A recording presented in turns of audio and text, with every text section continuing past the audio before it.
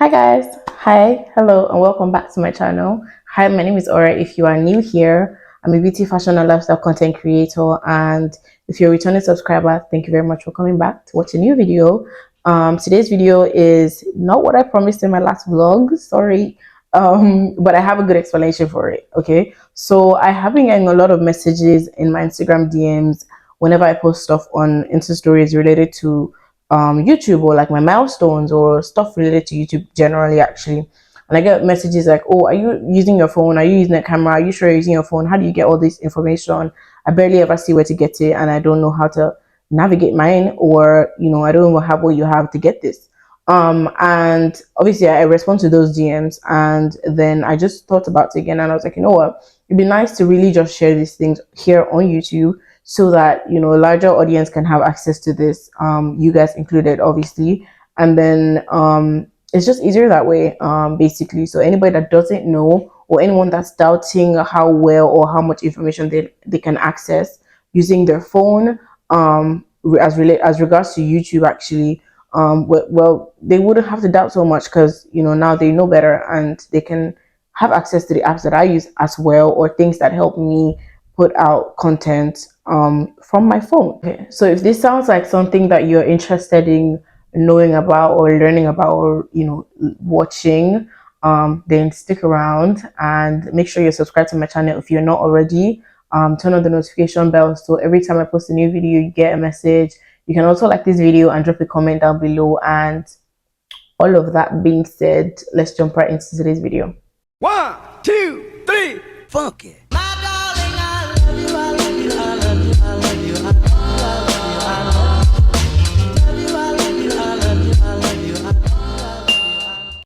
Okay, so the very first app that I have, and the very first app that I think that as a YouTuber, you need to have on your mobile phone, is Google Drive.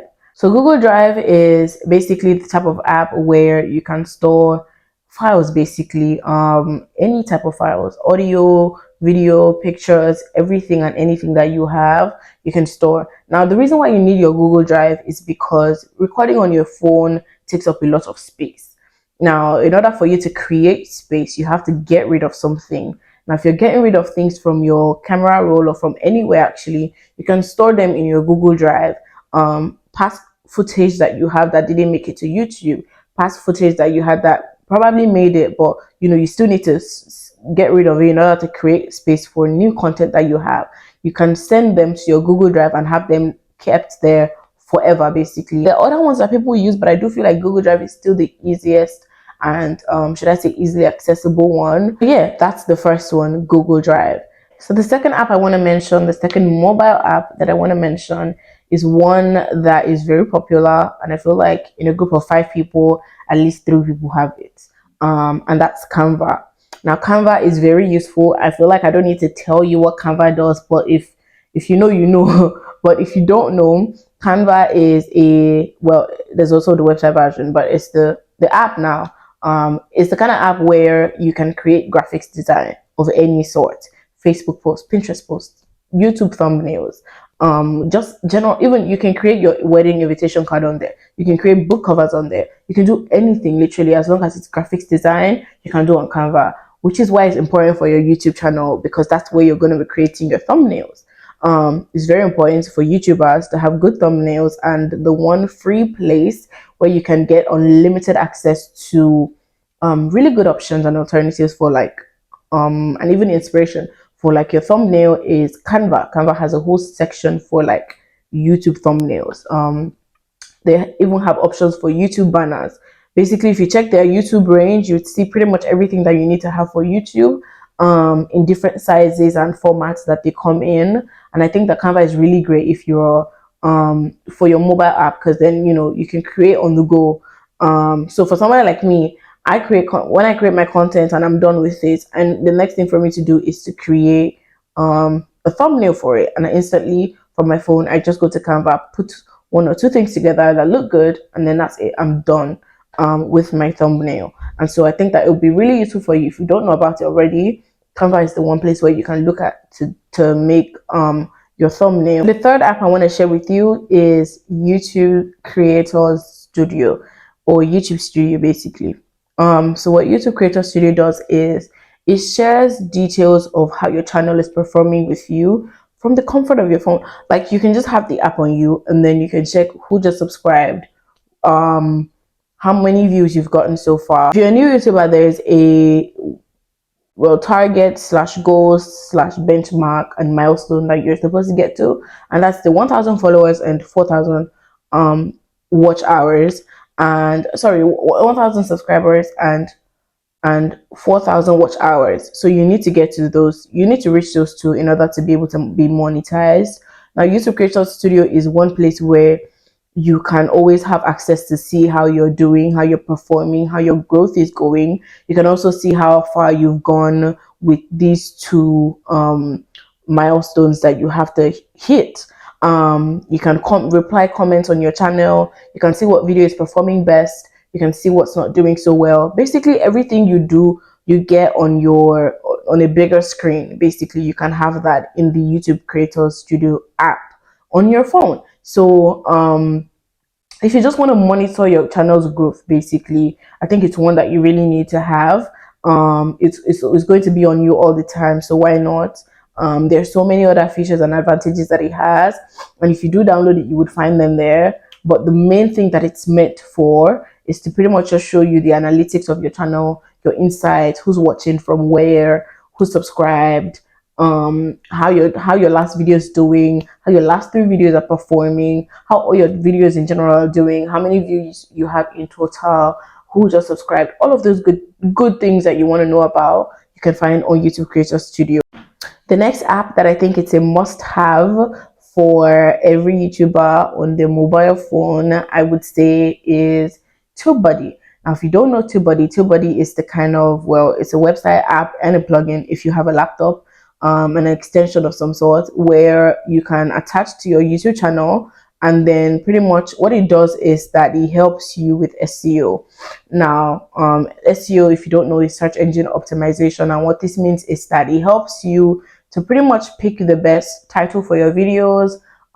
It will tell you how far that title is going to go, if it's a good title, if it's not a good title, if people will react well to it, if they won't react well to it. It also does milestone checks for you. So it will tell you you have so and so uploads to hit. It can tell you have 20 uploads to hit.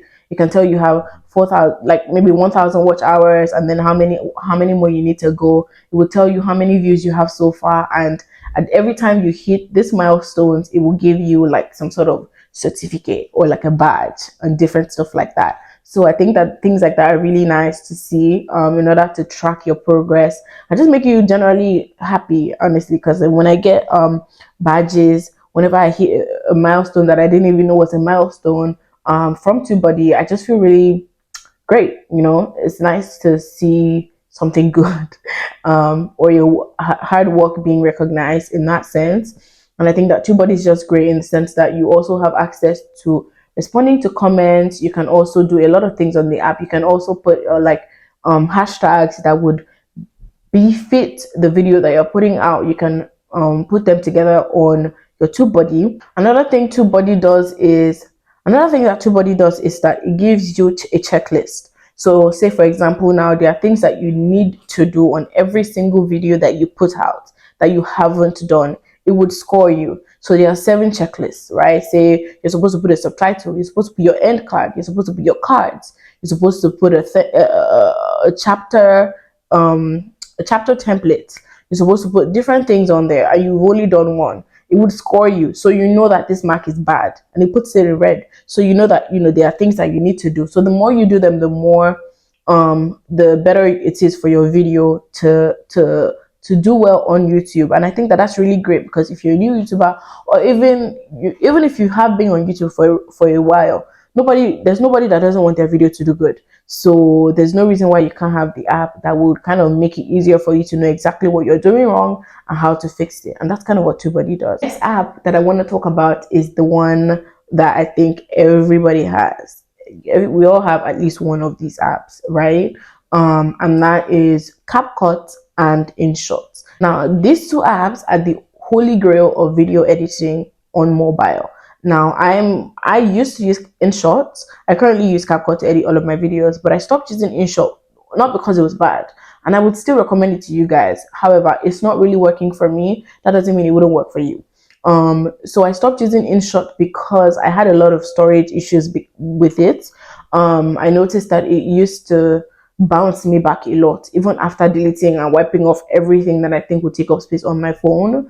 Inshot will still bounce me back, and you guys know my drill. I'm juggling school and everything. I'm filming the video last minute. I'm barely staying awake to edit it. I've edited it finished. I need it to download so I can then upload it. I don't need Inshot bouncing me back at that moment because it will just take away all of my energy.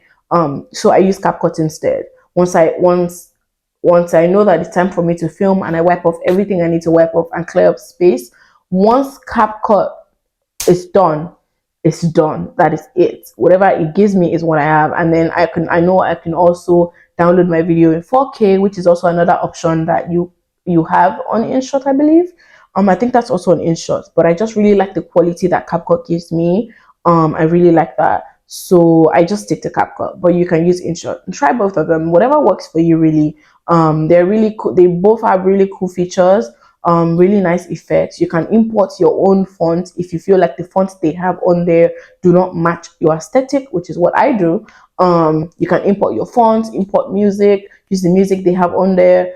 On Inshot, you can use the music they have on there. I think there's no copyright claim on there, but I don't try that with CapCut because I'm not about to get a copyright claim or strike because of music I don't know where it came from. So another thing with CapCut is that not only for YouTube, you can also use to edit other videos that you have. And the beauty of it that wows me sometimes is the fact that you can actually connect your TikTok account to your CapCut, and then music or audios that you save from your TikTok can also be used in the videos that you edit on CapCut. That's really nice.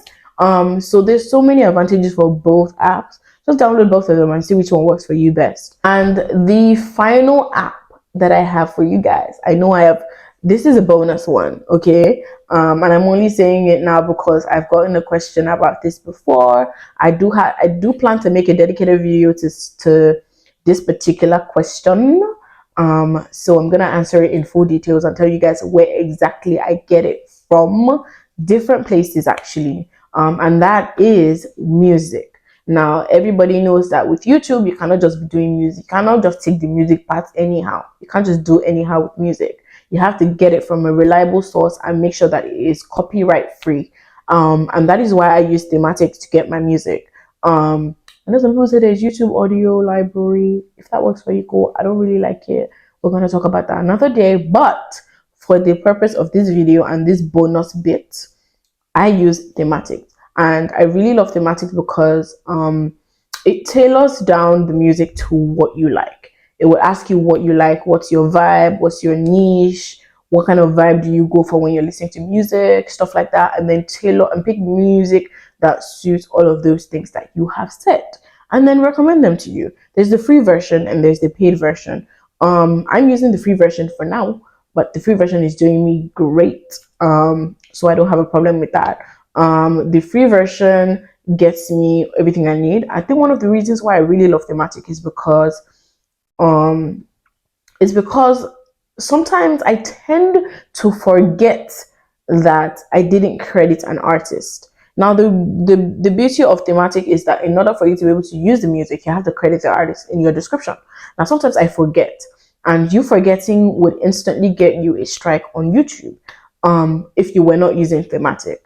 But with Thematic, what they do is they obviously monitor when you take off music from their channel, from their website and use. So what they do is they send you an email telling you, oh, hi, we just watched your video. We noticed that you used so and so music, but you forgot to credit the artist. Here's the right link to use. Sometimes you even credit the artist, but you make a mistake in the link. So they send you and tell you, here's the right link to use to credit the artist. You just copy that link, paste it, and everything is good.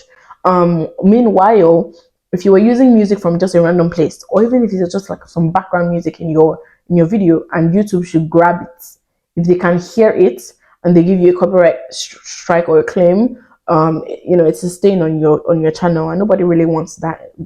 And I think they said that once you get up to like 5 claims, your account is banned forever or something like that.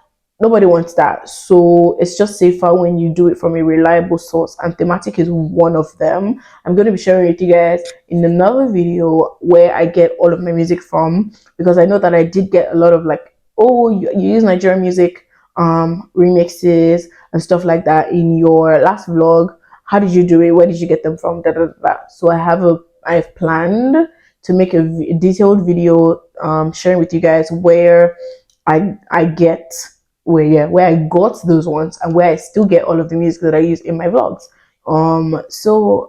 Yeah, I think we've come to the end of this video. If you guys enjoyed this, and if you guys learned something new, or you just heard something that you needed to hear or something like that, just let me know down in the comment section. And if you're not subscribed to the channel yet, please, what are you waiting for? Okay, please subscribe to the channel, turn on the post notifications, so every time I post a new video you get notified instantly. Like this video, give this video a thumbs up if you haven't already, and I will see you guys in my next one. Bye.